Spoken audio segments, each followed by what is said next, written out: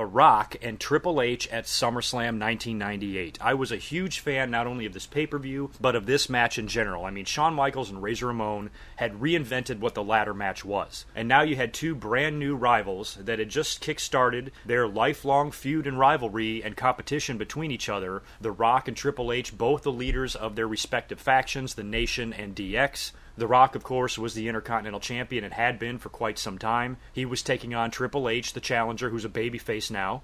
DX had just turned babyface a few months before this, right after WrestleMania, when Shawn dropped the belt to Austin. And what I liked about this match the most is that they didn't have to do anything too crazy. It was more of a ground-based ladder match. It was more of what a ladder match probably was when it was first invented. This match was a little bit more elaborate than that, but it wasn't over the top like Shawn and Razor's would be, or like some of the matches we would see from the Hardys and Edge and Christian and the Dudleys a couple of years later. This match was brutal, it was hard-hitting. Instead of diving off of ladders through tables or diving off of ladders onto the ring floor, they were slamming each other on the ladder. They were hitting each other with the ladder. The Rock got his nose busted open. I just like the psychology of this ladder match very, very much, and despite the fact that there wasn't any big-time spots or bumps, it is still up there with one of my favorite ladder matches of all time, because these two guys proved that you don't need all that shit to tell a good story if you know what you're doing, and The Rock and Triple H earned my respect, both of them, that night. And I said, wow, these two guys, I mean, The Rock had only been in the business for 2 years at this point, and he was already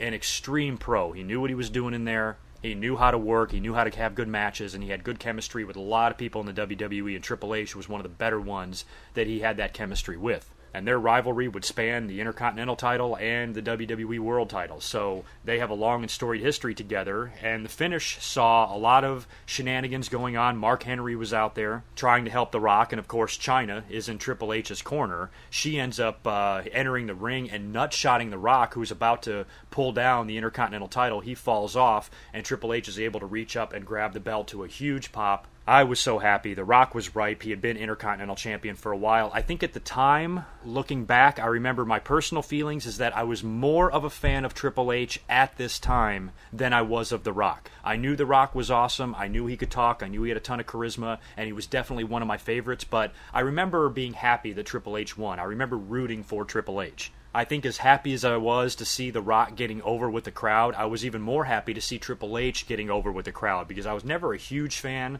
of the blue blood snob gimmick that he did before.